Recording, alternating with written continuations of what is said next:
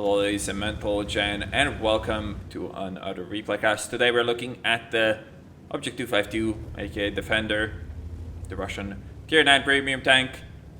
First of all, I do need to apologize for making such a biased review. It wasn't fair of me to try to, profit from all the ad revenue while claiming that this tank was overpowered, because clearly it is not. And I do apologize. It was, not really intended to... Oh, wait. This tank is tier 8, right? Oh, wait, never mind, then it is overpowered. Never mind. Playing on mine's tier 10 game, of course, because you don't really give a shit when you drive the Defender. You do have 440 alpha, 220 pen, way more than enough to really be effective in this kind of matchmaking. Start off by shooting an E1 right in the fucking face, so that works reasonably well. And we're gonna keep on pushing. As our team has the hill, this is a great position to push up to afterwards. Next shot we're gonna miss horribly, because fuck me and my life, and we're gonna move on from that.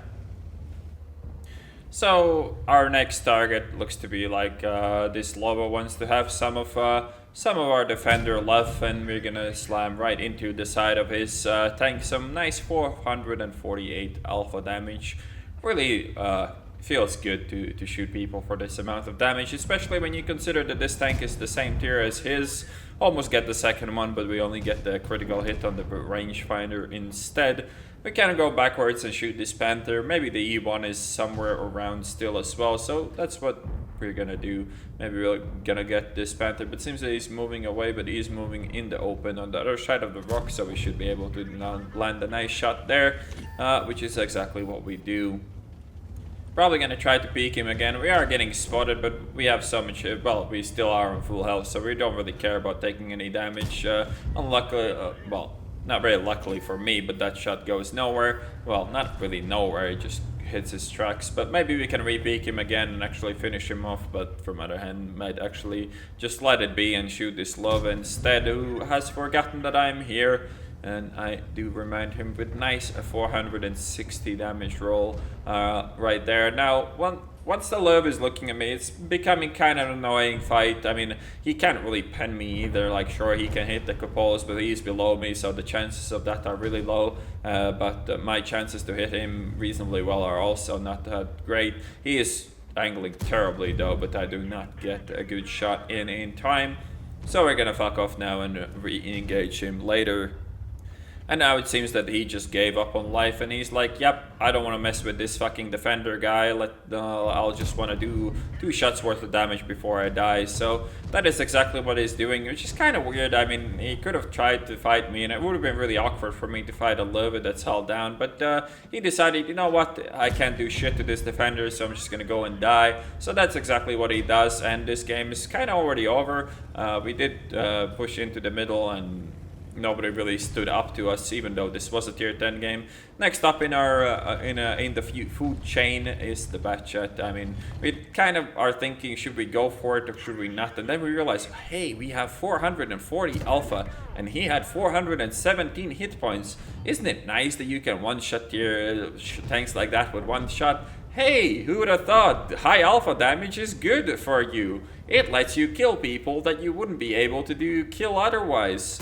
Isn't that really sophisticated and weird how that works?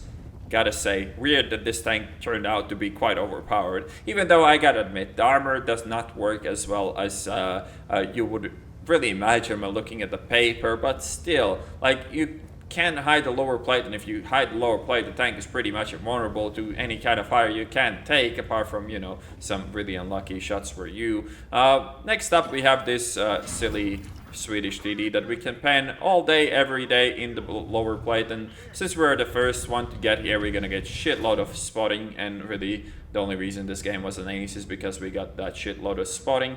We are fighting a full APCR shooting fucking tier 9 Swedish TD, so he has around, what, 350 pen, and he still bounces, cause hey, this tank is terrible, it has no armor. Yeah, exactly. Anyways, that is the game. Alright, so here's the end-played Ace Tanker, 2,259 experience. We did 4,072 damage and assisted for 3,324. Picked up 3 kills. Got 1,506 base experience. And we made around 133,000 credit profit. So yeah, I mean, that's my Defender ace. There's a lot better aces floating around with some silly numbers, really, but this one took less than 5 minutes. So, I mean, you can't really complain about that. And I still have to stand by everything I said in my review. This tank is genuinely just nuts. And yeah, I hope you guys enjoyed this replay cast, and I'll see you on the next one.